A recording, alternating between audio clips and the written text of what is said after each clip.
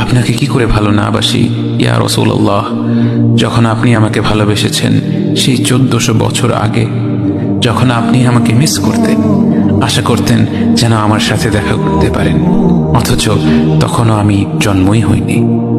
সেদিন সাহাবীরা আপনার চোখে পানি দেখে বলল, ইয়া রাসূলুল্লাহ, আপনি কাঁদছেন কেন?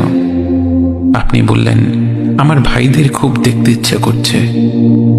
সাহাবীরা বললেন, আমরা কি আপনার ভাই নই ইয়া রাসূলুল্লাহ? আপনি বললেন, না, তোমরা আমার সাহাবী।